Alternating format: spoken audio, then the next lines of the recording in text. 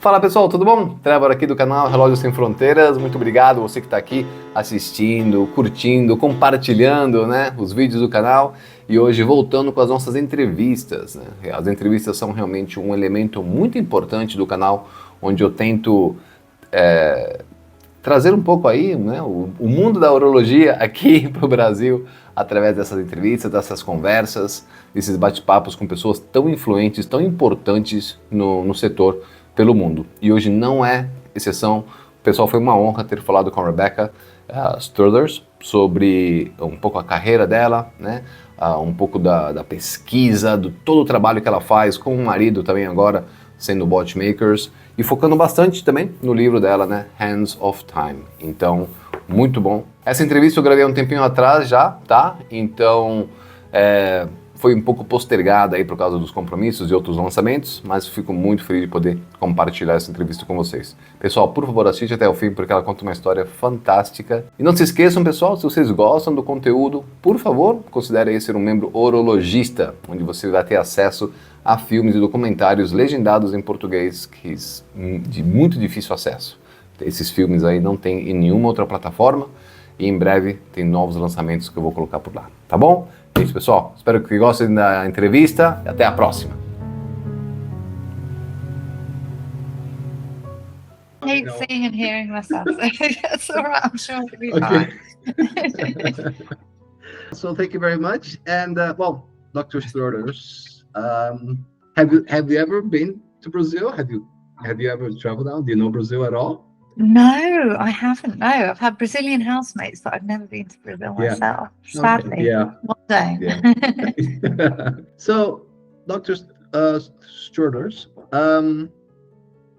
so for those here in Brazil who may not know, who you are or, what you do, can you just, I know it's hard, but if possible, just to give you a quick summary, of your work, who you are, and eventually what maybe what's a typical day for you? So I'm a watchmaker and historian. I've been in the trade now for just over 20 years, and I actually started out training as a jeweler and silversmith at college, and it was through that I discovered watchmaking. So I'd never considered it as a possible career for me, but it was just taught at the same college that I was at, and ended up having a look around the workshops and just thought, yeah, this is what I want to do the rest of my life. I fell in love with the machines, and I love making. I love getting my hands dirty and creating things, and I love design, and I love science and engineering. So it's just this wonderful subject that brings the two together. So I switched and converted to learning watchmaking, and spent many years in restoration. So that's where the history element comes into it. I think all restorers of whatever it is, whether it's watches or anything else, all restorers have to be historians to an extent, because you have to know how things were made to put them back to the way they should be.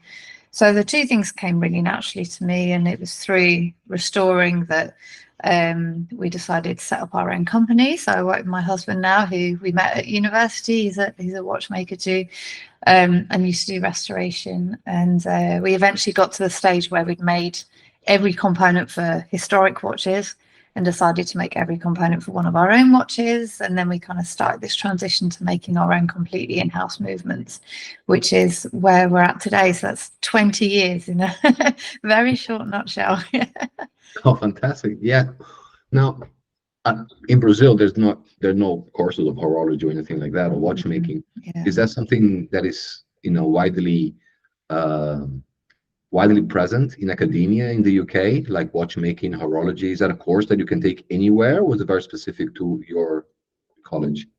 So the course I did actually isn't still available in the way that I studied it. So it's with the British Horological Institute, and they offer distance learning only.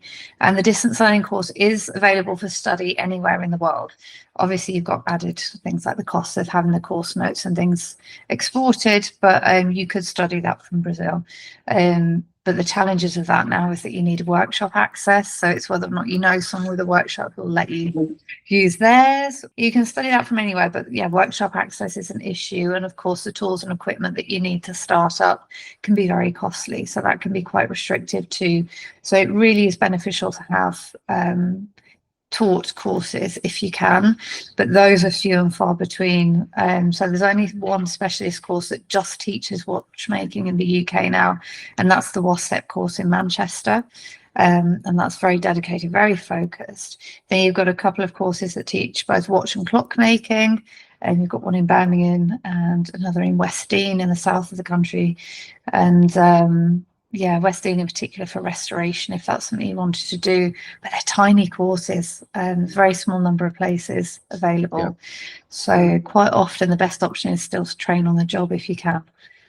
Yeah, which is very, unique in watchmaking. One of the few jobs that is still, you learn from, probably most likely from all generations in that, grandparents or someone in the family was a watchmaker, or as you said, WASTEP, maybe go to Switzerland or something, would probably be the only options. And wow, so a bit of everything there from, so what is a typical day like for you and your husband? Because you're in your workshop now. Is that where you live as well? And so what's that dynamic for you guys? Yeah, we made a conscious decision not to live in our workshop. Well, it feels like it sometimes. No, we live not far from here now. So we've actually moved our workshop to a place called Leek in the Staffordshire Moorlands, which is near the Peak District. It's a very, very beautiful part of the country again. So we're north of Birmingham now, and live nearby. And I suppose like any small business owner, days are pretty varied. I try to spend as much time at the bench as possible, although we're developing a new movement at the moment, our next in-house movement. So I'm doing a lot of research and development of that. Managing the dog, who needs regular fusses, of course. And yeah, everything from emails and phones and social media and the rest of it to fine watchmaking. It's really varied. And then I write as well. Obviously the historian side of what I do is still really important to me, but that's very much evenings, weekends, and the things most people call holidays when I do the writing. Yeah. Okay. If we can talk a little bit about your book as well. You just mentioned that you write. Was that something you always did? Because as you said, you are a historian and a watchmaker. When you say I'm a historian, is that study of horology, which is already the study of time and timepieces? And what exactly is, how do you bring, if I can ask, what is the writing basically about? Are you a historian first, a watchmaker then, or what? Or yeah, so I consider myself a watchmaker first and foremost, and the history came out of that. So the history came out of restoration, but I've always loved history too, and I've always loved reading and writing. So it was a really natural progression to do more on that side of things.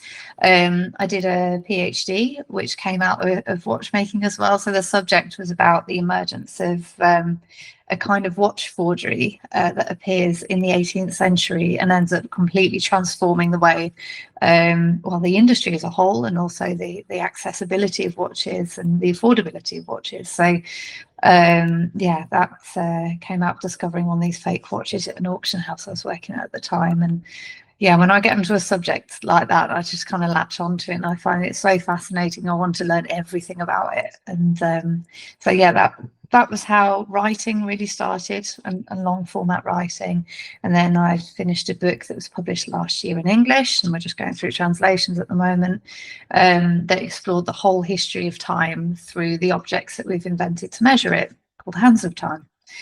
And yeah, it's just been a really natural journey for me, I suppose. I love learning, and watches are this wonderful gateway into learning so much more about the world around us, because they tell us the time, which is something that's so important to all of us, something we take for granted, but our ancestors have been doing for tens of thousands of years.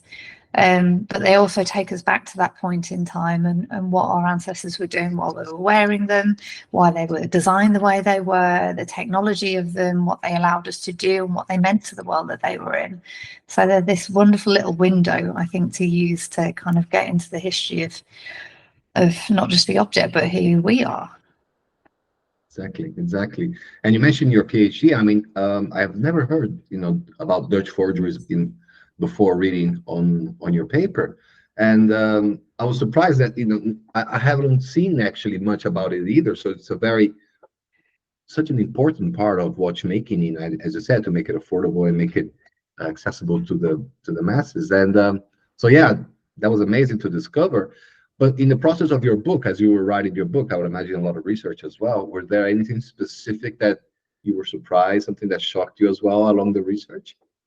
Yeah, I mean, this is always surprising and shocking things as you go along. I suppose some of it was the sort of things that surprise you and then in retrospect seem more obvious when you think about it. And I think that's a common thing for time history in many ways, because we do just take it for granted. It's something that's constantly going on around us day after day from the moment we're born, and we just assume it will carry on and obviously hope that it does, and take that as a given. So things like how long time has meant something to us was surprising, and yet not surprising at the same time. So the earliest possible timekeeper that we've discovered so far could be as old as 40,000 years old. Our ancestors were first starting to divide time up and help regulate our lives in a way that would benefit us from everything from farming and trade and things like that. And also how early timekeepers crop up all around the world at fairly similar times, sometimes completely independently of each other. So it's almost like it's this story of this incredibly human urge we have to use time as a way of understanding the universe around us and our place within that, and to use that as a way of helping us live a more efficient and better life. It's almost like it's part of our DNA, I suppose. Yeah, and that is absolutely right. I mean, we do take it for granted. You think that's what was one of the issues you wanted to address the most? Like, it has been present throughout civilizations and the development of who we are today. Do you think that today, we understand a little bit more, the importance that time has in our lives? Obviously, technologically speaking, we have improved a lot in terms of measure, of time. Although we cannot define what time is sometimes, we do have ways to measure it. But do you think we understand or appreciate the importance of time compared to our ancestors? Yeah, I think our understanding and appreciation of time has changed to the point that it can become quite negative on us. And I think this is a more recent phenomenon, in that the kind of discovery and measurement of time initially was to help us do things better, so far more efficiently, and with that have more food, that it would improve our life quality, and improve our duration of our life, and protect our children, our families, and so on. So it was a good thing to help us out. But as timekeepers became more and more accurate, and you go through industrialization, we've become more and more regulated by timekeepers. So the earliest watches and clocks were made just with an hour hand. There was no minute hand. So go back 500-600 years, watches and clocks were hour hand only. And part of that is because they weren't particularly accurate. So it's almost like if it's not that accurate, there's no point having minutes, because if it's only telling the right time, so within sort of half an hour or so, then what's the point? But then there's also the other side of it, with time more accurate than that wasn't as important to our ancestors as it is to us now. It's kind of hard to imagine that knowing the time accurately to within sort of half an hour or so was fine. Like, we could live by that. There's no problem. Whereas now that's such a foreign concept when you think about kind of you're late for work by 5 minutes and you can get fired. We don't have the liberty now to kind of be that relaxed about it. And that's a product of industrialization. You kind of get time working for us to help us, to us working for time and dominating our life and becoming this kind of overarching force that can make us feel pressured or stressed or worried, kind of pinning hopes and dreams on things happening by certain dates when that's just not how the world works. Like, we think about New Year's and New Year's resolutions. New Year's Day is no different to any other day. So kind of putting this idea like, right, my life is going to change and be better from this day it's all completely human made. Like we've created these structures that we now kind of regulate ourselves within in a way that I think isn't always healthy. So it's kind of getting a bit more of that balance back and time being something. And that for me as a watchmaker as well is a really special thing about watches, is that I love how beautiful they are. And the fact they tell the time is just an added bonus. It just makes them even more useful. But they're just really beautiful things to have. Like mechanical watches are just gorgeous things to watch and observe and work with. And to kind of have a little bit more of that holistic relationship with time, that this is something designed to help us and not regulate and force us, and to enjoy our time and enjoy doing nothing sometimes and not feel guilty for enjoying a bit of time off and to relax and to watch TV and veg out for a bit. It's fine. Yeah, I think that was something kind of I wanted to come out of this book too. Yeah, absolutely. And you mentioned, the aesthetics of a watch, which is truly something beautiful. I find it very intriguing because I find it very hard, to define time. I think time is, as you said, we are governed by it. We live our lives by it, but it's still on a watch. And time is such an intangible thing, but then in a watch, through gears and beautiful workmanship, is, I think, the only true manifestation that time exists, as the gears create this magic, and we can see time happening. And in your book, you mentioned about this. You mentioned that, to be able to be a watchmaker, you have to combine 3 different elements. Can we just elaborate a little bit on that? And you also mentioned Breguet in your book. So what do you think are the main qualities and attributes you need to be a watchmaker? How do you combine all these different things to be able to produce a watch? Because you have to understand or appreciate, the concept of time. You have to understand the aesthetics, but also the mathematics of gears working together. So what are the main elements that you need to be a watchmaker, produce these beautiful timepieces?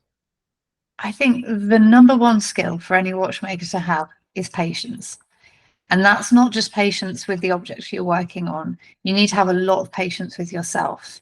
And that goes, I think, for learning any craft skill, or whether you're learning to play musical instruments or anything, where culture has become very instantaneous. We can access information very quickly online and things.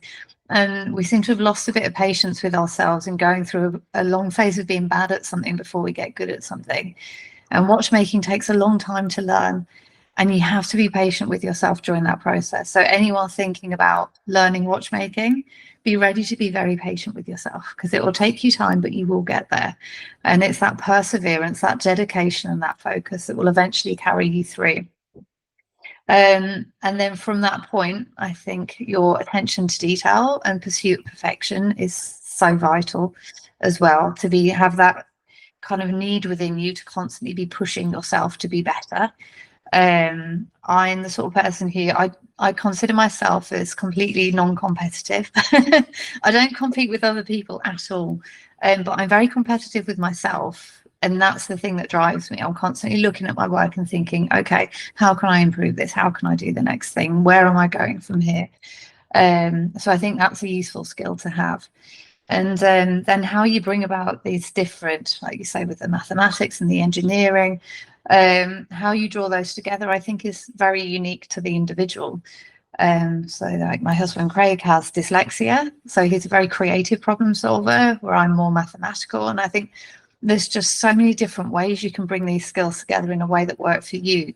But I think that core of it is you've got to be patient and driven. And those 2 things are kind of unite, I think, probably most watchmakers, I'd guess. Yeah.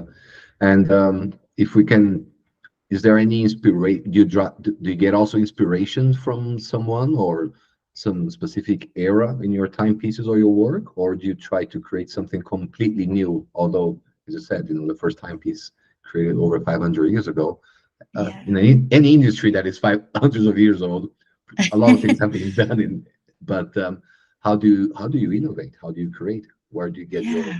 inspiration from? Well, I mean, we look back to look forwards. So most of our inspiration comes from the past. And having been restorers for so long is a really wonderful thing. So we can tap back on hundreds of years of watchmaking that we've worked on and cherry pick our favorite designs and things. So our first in-house movement we call Project 248 because it's named after two watchmakers, our four hands, and a traditional 8mm watchmaker's lathe, which made most of the watch. And yeah, we had everything from, we used German silver plates because we love South German watchmaking from the turn of the 20th century. We had a Breguet parachute shock setting, fully functional, which would be based on a reverse engineered original example. We had a George Daniels style balance, an English lever escapement that hadn't been commercially made in over 100 years. So, and rocking bar keyless work that was inspired by Derek Pratt. And brought in these little details of things that we just loved. And the movement itself was inspired by one of the last fully machine-made movements in the UK that was made in Coventry in around 1880. Because we were looking back and thinking, if the English industry hadn't died out, where would it be now? Kind of how can we pick up where they left off and just add our thing to it? So the design was really traditional, but then we were using kind of forms of bronze alloy that had been developed for Formula One. We're kind of bringing in other new materials, and that's something we want to do more of. So we try to use new materials that we can work with in traditional ways, but kind of keep pushing the boundaries of what we can do within things that we can put together on our old machines that you can see around me here. Fantastic. And as you said, you look back to look forward. I think that's fantastic, especially coming from the UK, where I would say, apart from a few specific cases, some of the greatest minds in watchmaking came from the UK. Some of the great leaps forward in watchmaking design came from the UK. And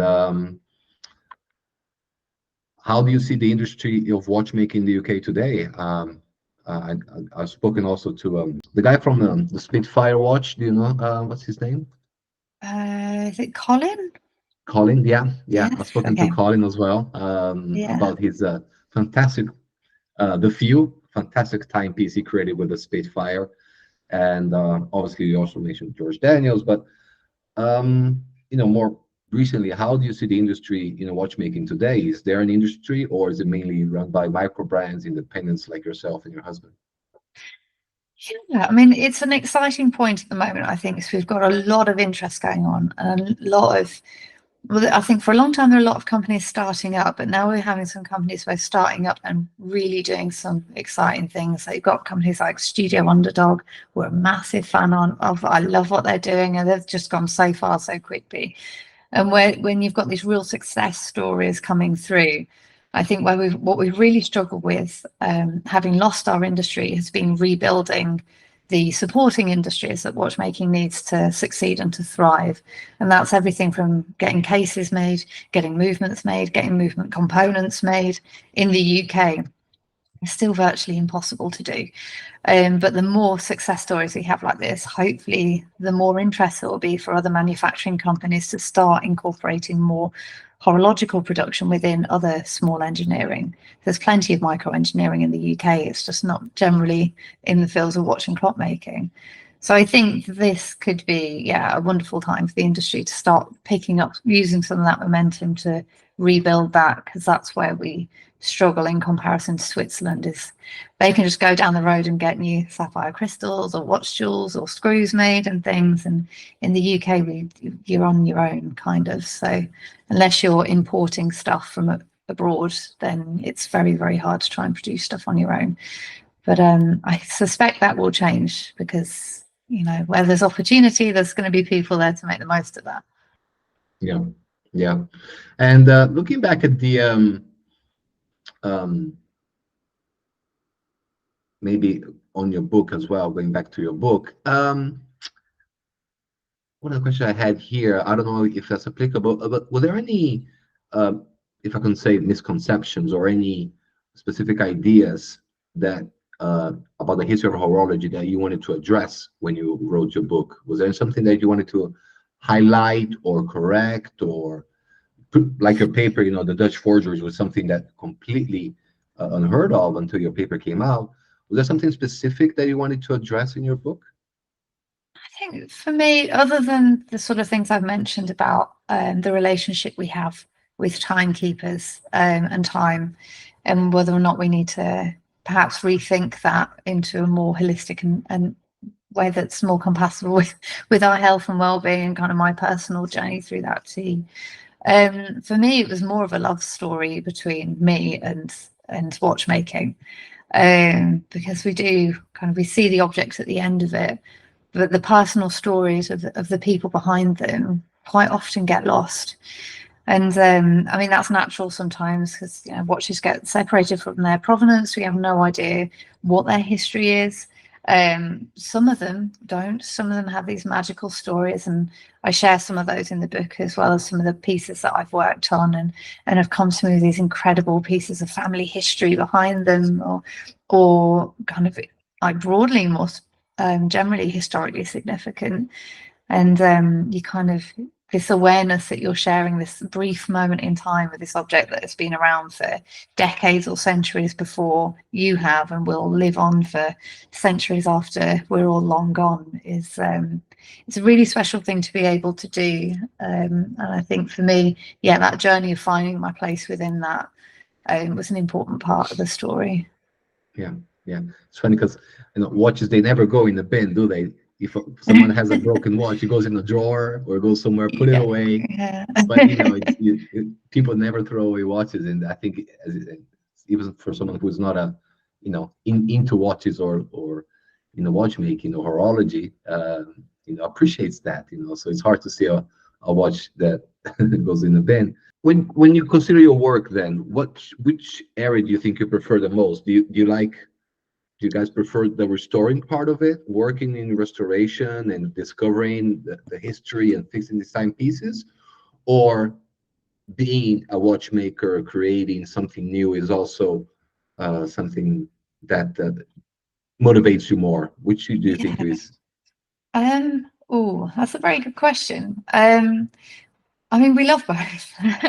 There aren't enough hours in the day to do both. That's the biggest challenge. But restoration has been a phenomenal formative experience. And I think that's something that is taken for granted actually for people. If you want to start making your own watches from scratch and become a traditional watchmaker in the kind of Daniel's ilk of watchmaking, starting out in restoration is an incredible way to get into the industry.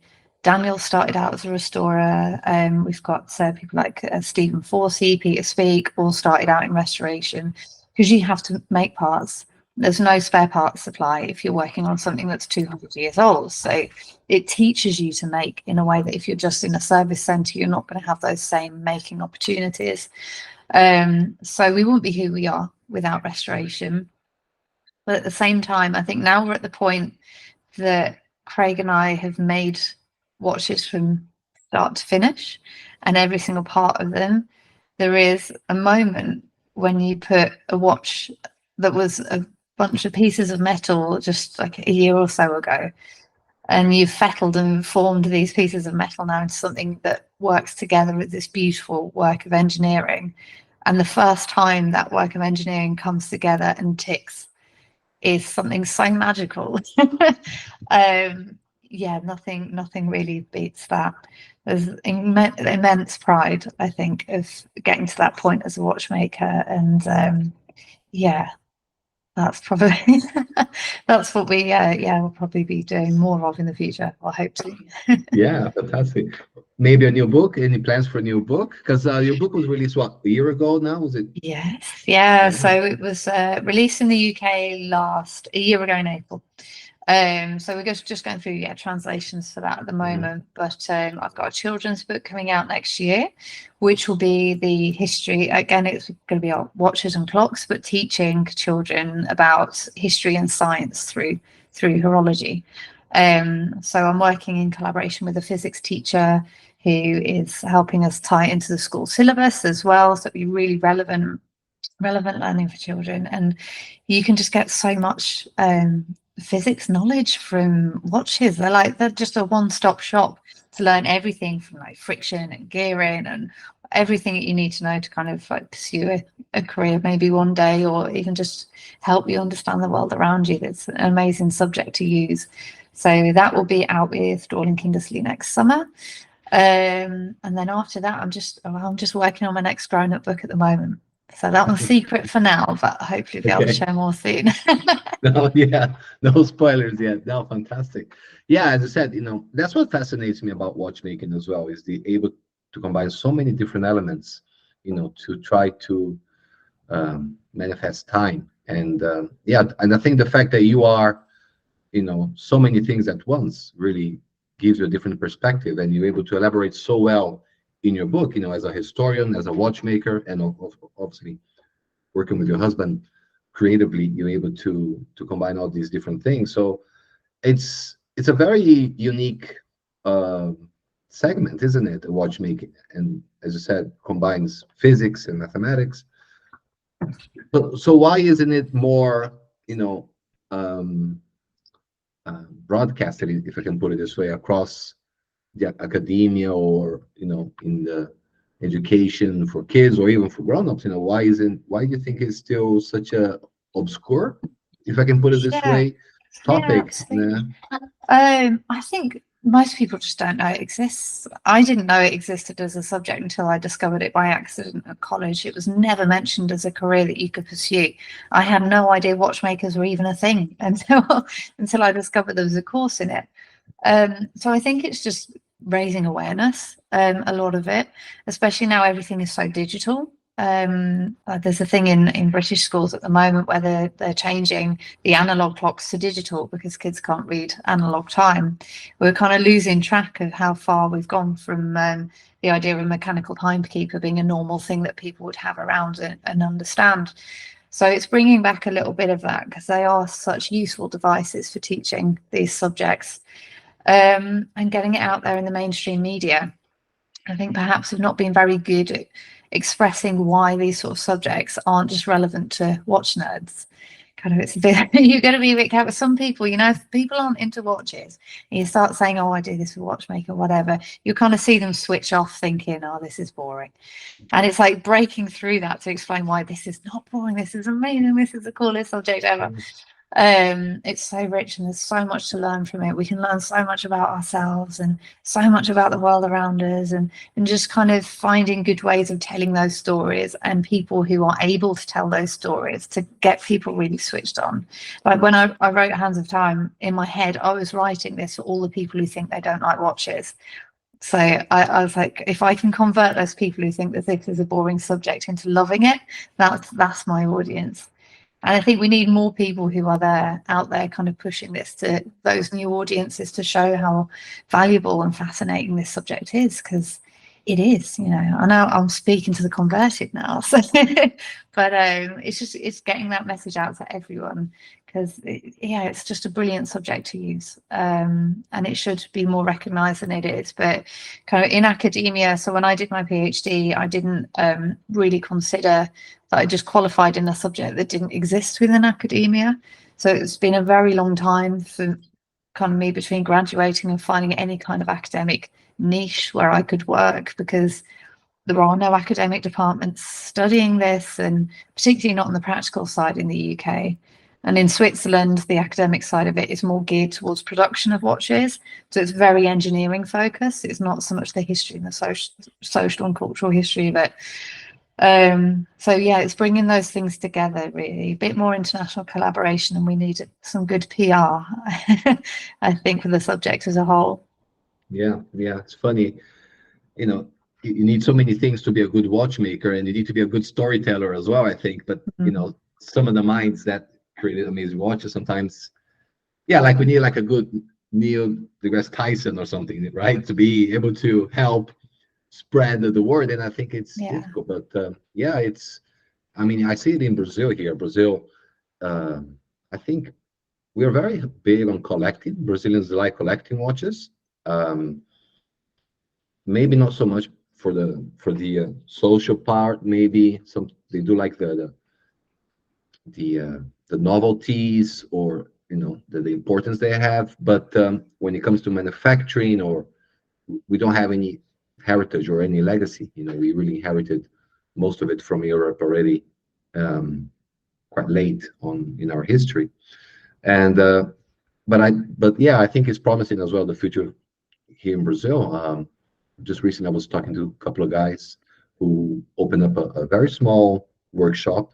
They're doing their own pieces as well, and trying to make it happen here in Brazil, outsourcing wherever they can in Brazil. Going to getting the case here made in Brazil, which is something very difficult. So I think it's promising as well, and I think for the future, people are starting to realize the importance of horology. And I think it's funny because, well, going back to what you mentioned in the schools in the UK, the going analog and digital, I think the presence of digital somehow reinforced the importance of the mechanical, reinforced the importance of the past and where does it come from.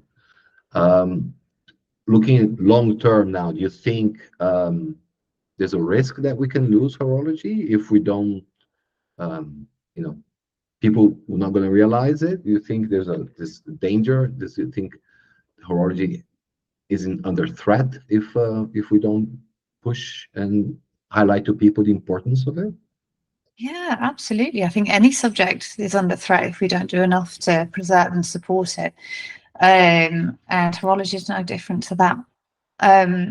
We do have issues with skills, skill sharing, and in watchmaking, considering the UK used to be this kind of golden centre of watchmaking in the world, it's now a critically endangered skill in the UK.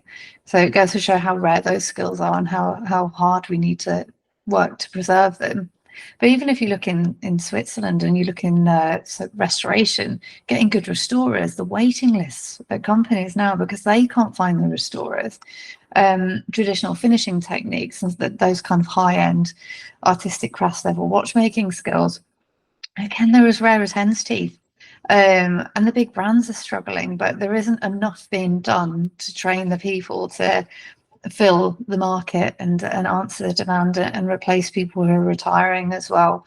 I think the industry could do a lot more as a whole to come together and support there being new craft skills, because I mean, like you're talking about the Brazilian collectors market, there's a huge audience in Brazil. I find it mind-blowing that there aren't any colleges and schools.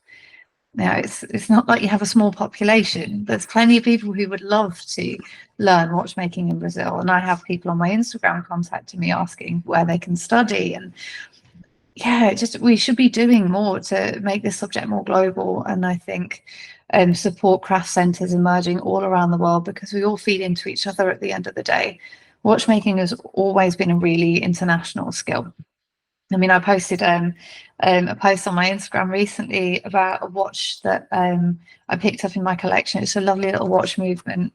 The case had been scrapped. It was retailed in Birmingham by a watchmaker of German descent, but the movement itself was actually made by a watchmaker in London who was of Swedish descent, who trained in Denmark, to a watchmaker who'd trained in France, Switzerland, and London as well.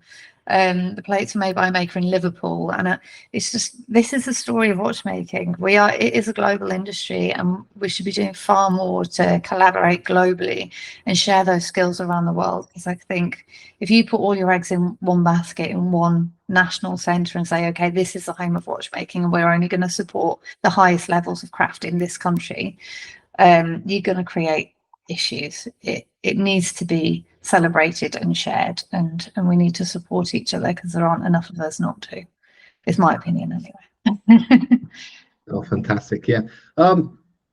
Sorry about jumping back again, but yeah, I just wanted to know your perspective on this, and because obviously now the Center for Watchmaking in Switzerland is pretty much how it's always been, but the UK, as you said, it was such an important place for watchmaking, manufacturing, conception, ideas.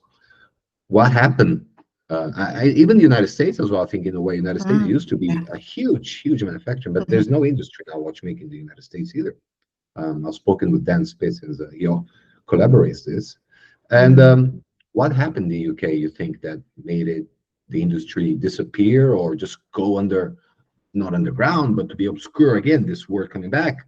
Why? What happened in the UK? There are a few different things came together. I mean, one of it, what I was just talking about then, about how this is an international skill and we need to respect artisans all around the world. One of it was bluntly a bit of arrogance, and the assumption that no one would ever be better than British watchmaking, so British watchmaking would always have a place. And so what was going on in the US and in Switzerland was just ignored, dismissed. It'll never be a problem to us, until it was too late. And by the time they realized it was going to be a massive problem, the boat had already sailed. So that was part of the issue. Lack of government and financial support, especially around the Napoleonic Wars, damaged the industry quite severely. There was a lot of taxes placed on our national industries, which proved quite crippling. And then inability to compete on prices.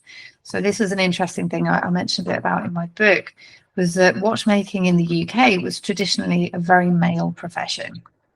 So it was rare that you would train women, as opposed to in the US and in Switzerland, where it was very common to have women in the workplace and in workshops. And although kind of it'd be nice thinking of that being a move towards equality, in reality, it's because they could pay women less. So American and Swiss watches were being produced far more cheaply than British watches, which kind of they ended up, they couldn't compete on price.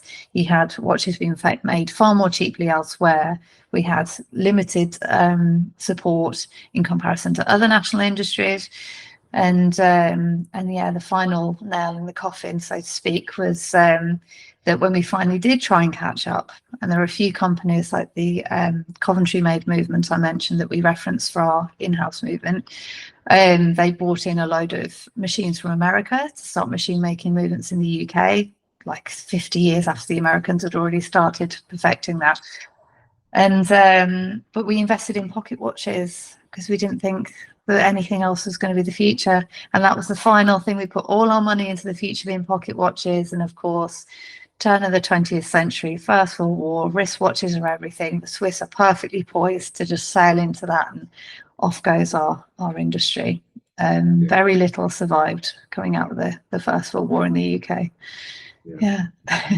Wow, it's great that at least you and your husband and Collins and other watchmakers are really breaking new ground in a way, bringing back British horology, and and the impacts you guys are doing is fantastic, because as you said, even back here in Brazil, your work is known, although to a very specific audience. Hopefully we can get more people aware of what you do and the work that you and your husband do.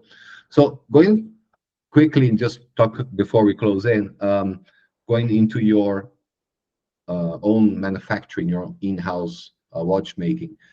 How many models? So you guys have 3 models going, and how many pieces a year you're able to produce? Because the work, you guys never stop working then. Yeah, pretty much. Yeah, we work a lot. So historically, we've done everything from using recommissioned vintage calibers that we strip back to bare bones and rebuild, of which are 3 models. We call them our tailor-made range, and then 248, which is our completely in-house. Watches can take anywhere from sort of a year up to 6 years to complete so far, the most complicated we've done. And we're going to produce quite a few this year. It's going to be a busy year for us. I think we're on track to have about 6 leave the workshop this year, but normally it's sort of 2-3 watches a year. So it's tiny. Fantastic. And then I usually end on my interviews with these questions, and I know you summarize well in the book and gave so many examples, but could I ask you, how would you define time? So time is something that means different things to different people. For me, time is something I use to help me live a good life, but it's not something that will define me. So time is just a way to divide the day and make sure you turn up for Zoom meetings at the right time. It is. Well, fantastic. Is there anything else you think you would like to cover or speak or mention, or something that I think we've covered quite a bit, haven't we? Yeah. I'm sorry it was a bit jumping back and forth in time. No, I no like to problem. sometimes keep it chronologically, but I as have I to said, come to Brazil at some point. you have to. Yeah, Yeah, absolutely. I yeah, know it's far, but it's worth it. yeah. São Paulo. Hopefully, we getting more watchmaking events or a few things going on here. But it's a very strong, watch community. Mainly as a collector for collectors, but uh, it's picking up. I think I'm Yeah. very. I even see in the international fairs a bigger presence of Brazilians, both as social media, but also as watchmakers and collectors. So I think it's definitely picking up. Good. I mean, are there any watchmaking schools in the whole of South America? No, I can't think of any. See, that just no, seems like madness to me. yeah. Yeah, that's a shame. Hopefully that changes soon.